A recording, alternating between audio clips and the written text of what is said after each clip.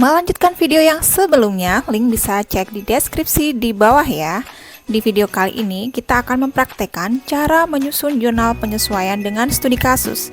Mau tahu kelanjutannya? Simak terus video ini sampai habis, jangan di skip, silahkan klik like, subscribe, dan tombol lonceng agar tidak ketinggalan video-video selanjutnya. Assalamualaikum warahmatullahi wabarakatuh. Welcome to my channel Kalimah. Saya akan membagikan konten mengenai tema dan topik menarik yang pastinya bermanfaat. Don't go anywhere, let's check it out. Pada kasus PT Jayatama, kita ketahui bahwa neraca saldo per 31 Desember 2020 atau artinya itu adalah saldo awal 1 Januari 2021 menunjukkan sebagai berikut. Untuk soalnya bisa di-download di deskripsi di bawah. Nah, yang ini adalah neraca saldo per 31 Desember 2021. Artinya sudah ada perubahan atau transaksi-transaksi yang terjadi selama 1 tahun. Berikut adalah daftar penyusutan aset tetap. Di sini ada data penyesuaian per 31 Desember 2021. Dokumen yang pertama, ada nomor bukti BM121 tertanggal 31 Desember 2021. Telah diterima rekening koran dari bank atas rekening perusahaan tanggal 31 Desember 2021, menunjukkan informasi bahwa pendapatan bunga bank Rp1.401.700, beban administrasi bank Rp60.700, PPh pasal 4 ayat 2 sebesar 20%, Rp280.340. Nah, bagaimana caranya kita membuat jurnal penyesuaian?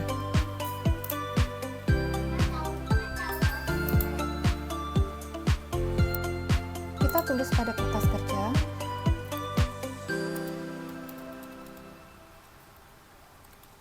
Desember tahun 2021 tanggal 31 dengan dokumen number BM121.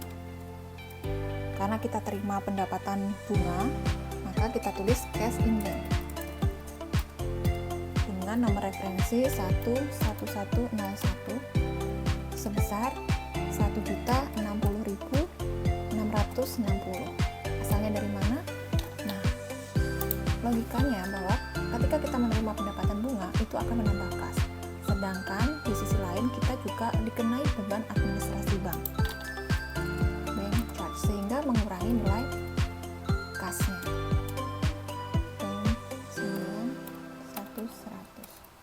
Sebesar Rp60.700. Kemudian juga income tax expense, kita dikenai dengan beban pajak penghasilan sebesar Rp280.340, sehingga interest revenue atau pendapatan bunga sebesar jumlahnya.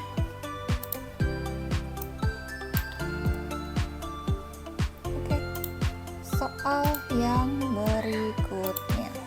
Dokumen 2. Bukti memorial nomor BM122 tanggal 31 Desember 2021. Diketahui bahwa data penyesuaian akhir periode persediaan barang dagang sama dengan kartu persediaan perlengkapan yang tersisa 1.300.000, asuransi yang telah kadaluarsa sebesar 7.500.000, iklan dibayar di muka untuk 24 kali terbit dan telah terbit 9 kali. Maka untuk jurnal penyesuaiannya adalah kita tulis BM122. Service expense atau beban perlengkapan pada perlengkapan.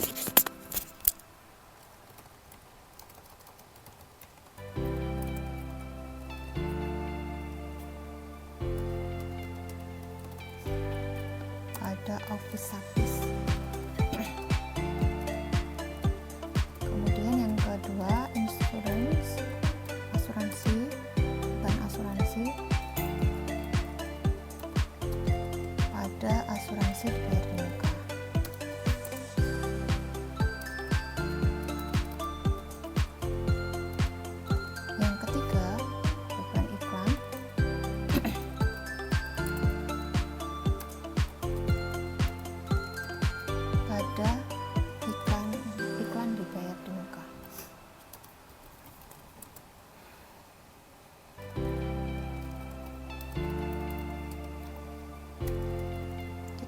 masukkan nomor kode.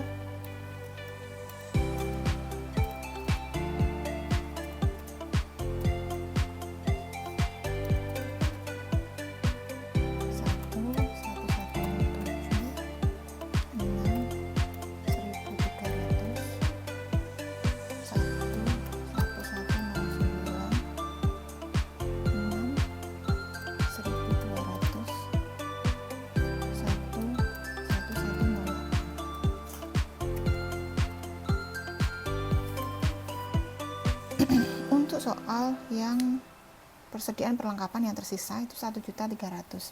Kita lihat bahwa di neraca saldo menggunakan pendekatan aktiva, maka pada saat penyesuaian dicatat sebesar yang sudah dipakai. Kita lihat pada neraca saldo ada saldo Rp5.743.750, sedangkan yang tersisa Rp1.300.000, sehingga beban perlengkapan yang dipakai adalah Rp4.443.750. Kemudian untuk asuransi di badi muka, karena sudah kadaluarsa berarti sudah menjadi beban. Kita tulis Rp7.500.000. Sedangkan untuk beban iklan, karena sudah terbit 9 kali, maka cara perhitungannya adalah 9/24 kali Rp9.500.000. 9/24 kali 1.000 kali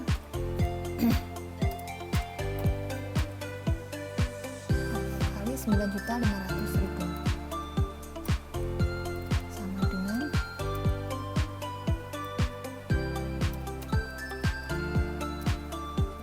9 dikalikan 9.500 dibagi 24, sehingga ketemu Rp3.562.500.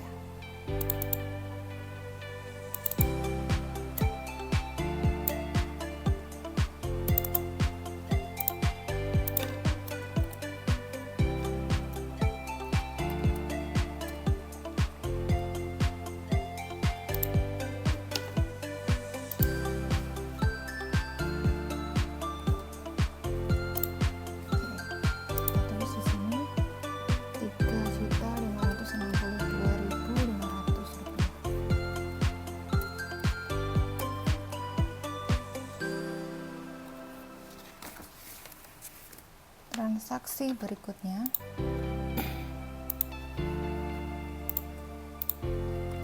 dokumen 3. Diketahui bahwa cadangan kerugian piutang ditaksir sebesar 2% kali saldo piutang dagang akhir periode. Listrik, air, dan telepon bulan Desember sebesar Rp3.025.500 akan dibayar pada tanggal 10 Januari 2022, sehingga timbul hutang listrik, air, dan telepon. Kemudian yang ketiga, beban gaji dan upah Rp31.250.000. Kemudian PPh pasal 21 yang dipotong Rp1.205.000, sehingga gaji yang masih harus dibayar sebesar Rp30.045.000. Untuk jurnal penyesuaiannya adalah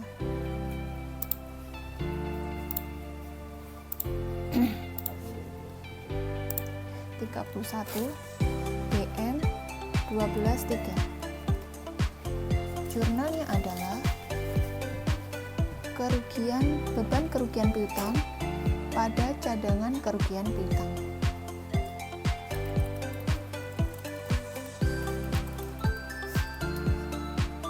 Atau bahasa Inggrisnya adalah bad debt expense pada cadangan kerugian piutang.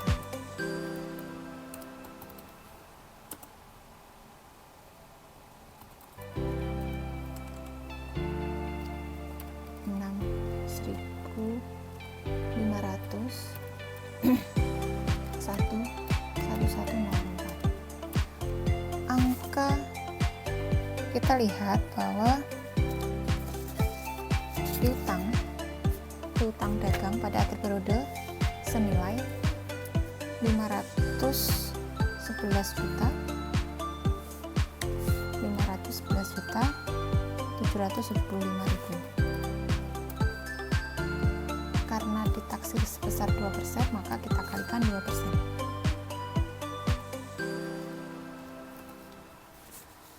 Sehingga hasilnya 10.235.500 rupiah. Nah, diketahui bahwa allowance atau cadangan kerugian piutang pada neraca saldo itu sebesar 1.268.500 rupiah. Sehingga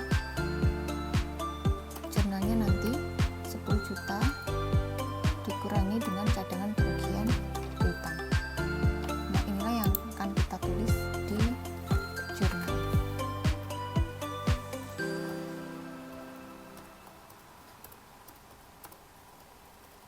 Berikutnya, beban listrik, air, dan telepon.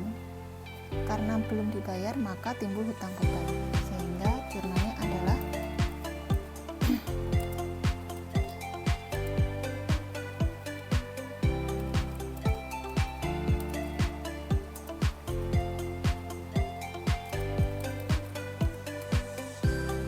pada account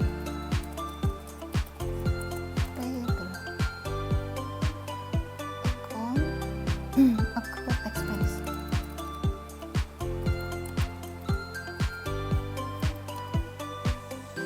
Kemudian beban gaji,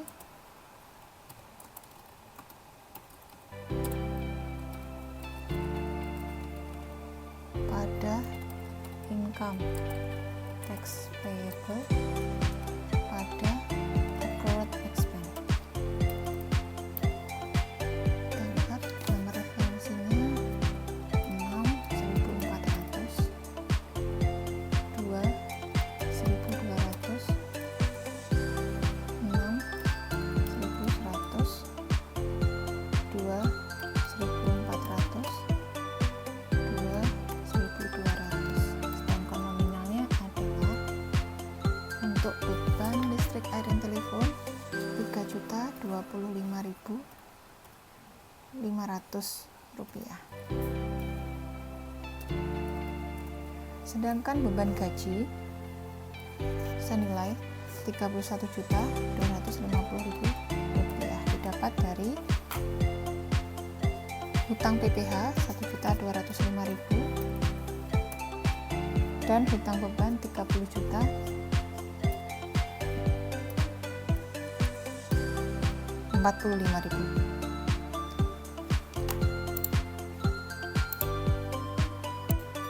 Kita lanjutkan dokumen 4 dengan nomor bukti BM 124. Data penyusutan aset tetap tahun 2021 sebagai berikut. Bangunan 62.500.000, kendaraan 63.750.000, dan peralatan 37.500.000. Sehingga apabila kita jurnal pada kertas kerja adalah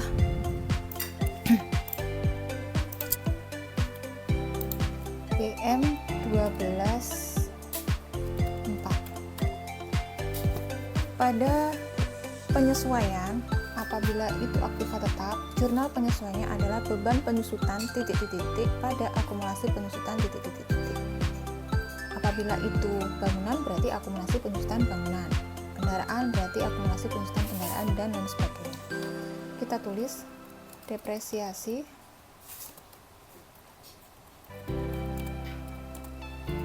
building, bangunan, pada akumulasi penyusutan bangunan.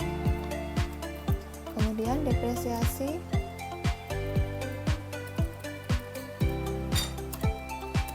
kendaraan pada akumulasi penyusutan kendaraan.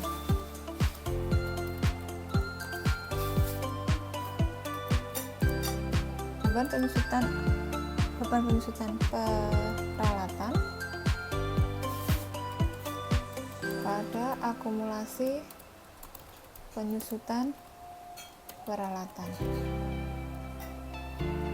Kita masukkan nomor referensinya 6 1900 12202 2402.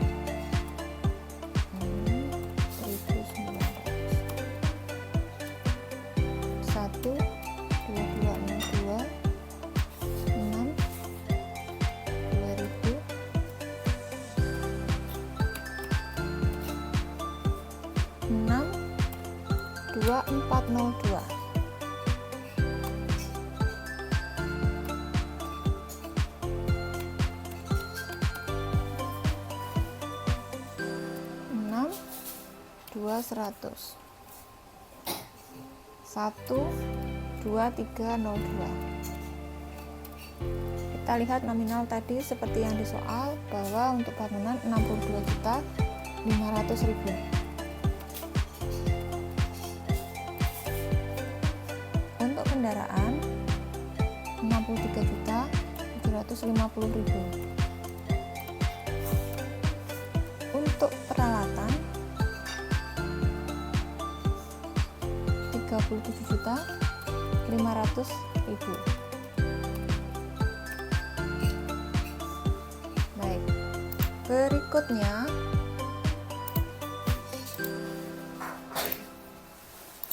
dokumen nomor 5. Nomor bukti 12.5. Di sini ada dua soal. Yang pertama, kita diminta untuk menghitung angsuran PPh pasal 25 bulan Desember yang akan dibayar bulan Januari 2022 sehingga timbul hutang pajak. Sedangkan untuk yang nomor 2, kita harus menghitung dulu berapa laba rugi sebelum pajak. Baru kita bisa membuat jurnal koreksi fiskal terlebih dahulu. Nah, kita kerjakan yang poin 1 dahulu.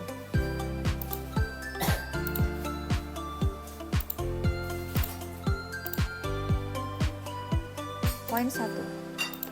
Tanggal 31 dengan kode bukti, nomor bukti BM 12.5. Jurnalnya adalah prepaid income tax pada income tax payable.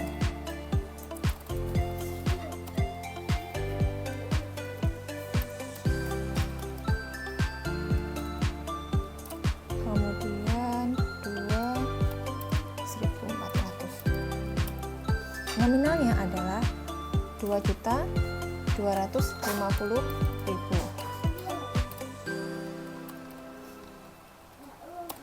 Baik, diketahui bahwa total sebelum kita menghitung laba bersih, total jurnal penyesuaian sejumlah Rp226.150.450. Langkah berikutnya adalah kita akan memposting lagi ke dalam buku besar satu persatu. Satu persatu kita posting ke buku besar.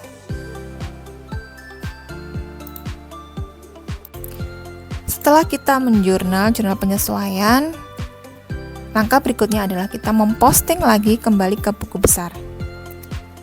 Baik, kita posting ke buku besar ya. 1101 buku besar. 1101 tanggal 31 posting dari ayat jurnal penyesuaian, atau di sini jurnal penyesuaian kita singkat menjadi AJE, Adjustment Journal Entries. AJE 1 sebesar, kita lihat di jurnal penyesuaian. Berikutnya kita lihat di 9110. Kita cari 9110.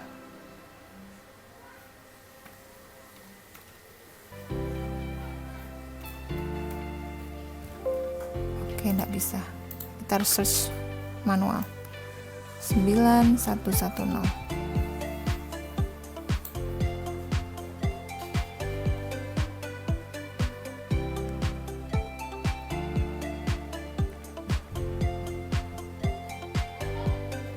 91100. Baik, tanggal 31 posting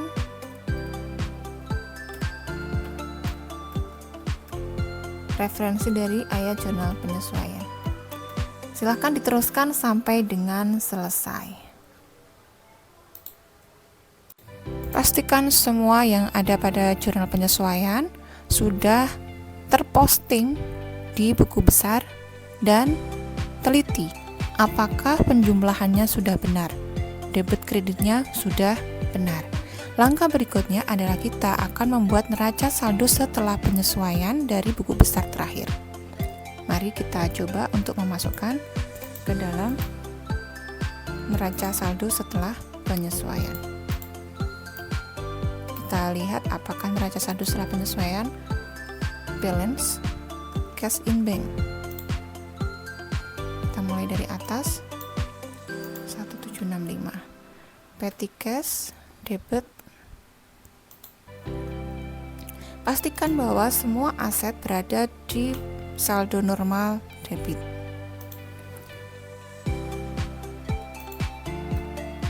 Masih ingat aturannya bahwa saldo normal aktiva adalah di debit, saldo normal hutang ada di kredit, saldo normal modal ada di sebelah kredit, saldo normal pendapatan di sebelah kredit, dan saldo normal beban ada di sebelah kredit. Allowance for doubtful debt atau cadangan kerugian piutang ini berada di sebelah kredit. Kenapa? Karena dia kontraposisi dengan piutang. Employee receivable piutang karyawan kita masukkan debit. Nah, kebetulan ini kosong, tidak ada hutang. Kemudian merchandise inventory masih sisa 400 juta sekian. Office supply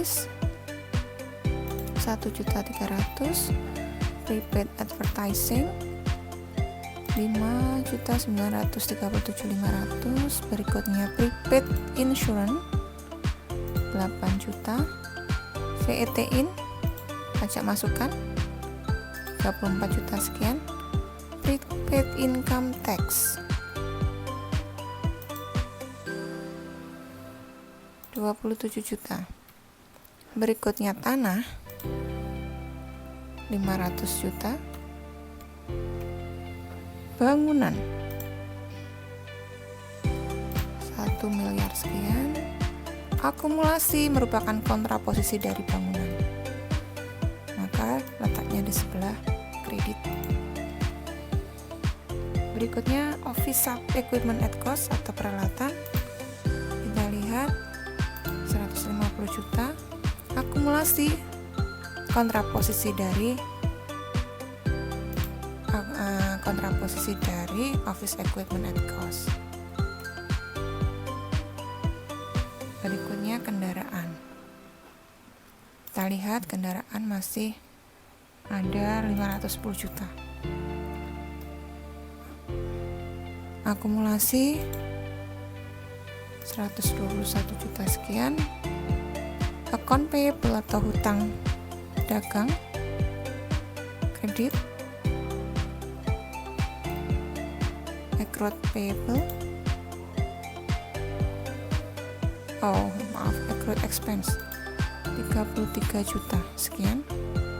VAT out atau PPN keluaran kita lihat 52 juta sekian. Income tax payable, pokoknya ya yang berawalan angka 2 ini ada di sebelah kredit. Income tax payable. Oke. Berikutnya income tax art kosong. Berikutnya bank SMK loan ada apa tidak? Kita lihat 360 juta sekian. Common stock modal saham 300 juta. Return earning 1 miliar sekian. Dividend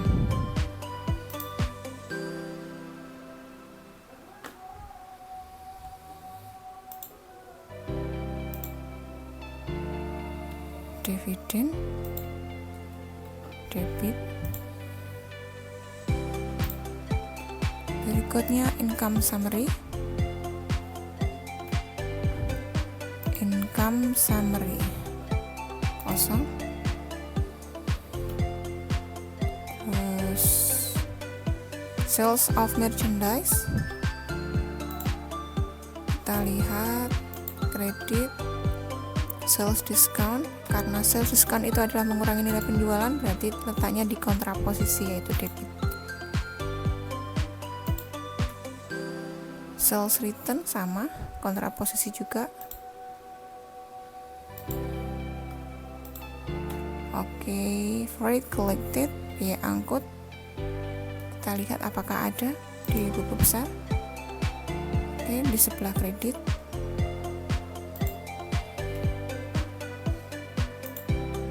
Oke, 14 juta sekian. Late fees collected atau denda keterlambatan. Late fees collected. Berikutnya cost of goods sold, ya. Ini adalah awalannya angka 5, 6. Semua ini berada di posisi sebelah debit. Oke, kita masukkan semuanya sampai dengan selesai. Cost of goods sold,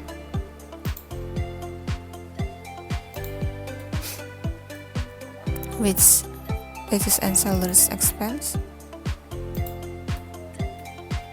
advertising expense, insurance,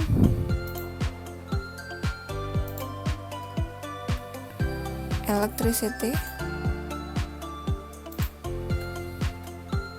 bad debt expense,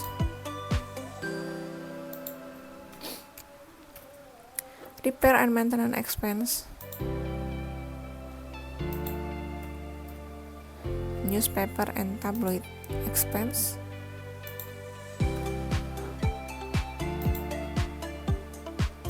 professional fees,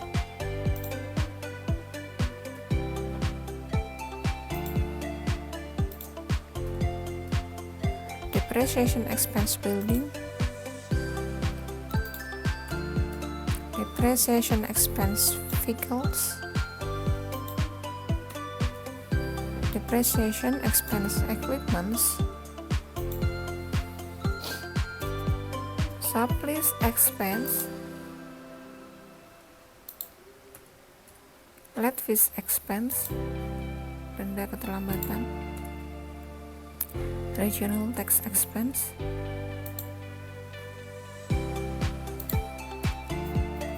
interest revenue. Nah, interest revenue atau pendapatan bunga, namanya pendapatan. Di sini ada pendapatan lain-lain, maka selalu letaknya di sebelah kredit. Berikutnya other revenue atau pendapatan yang lain. Kita lihat apakah ada. Oke, ada. Bank charge atau biaya administrasi bank. Karena biaya maka letaknya di debit. Interest expense, beban bunga.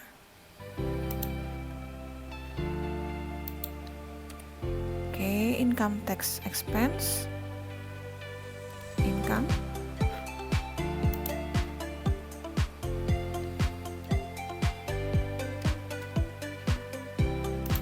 Income tax expense, debit. Corporate income tax expense. Pokoknya ada kata-kata expense berarti di sebelah debit. Kebetulan kosong.